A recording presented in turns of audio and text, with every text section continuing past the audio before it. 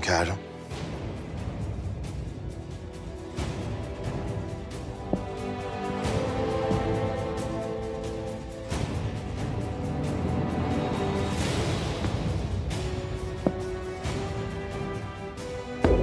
Denizaltılar hazır mı paşa?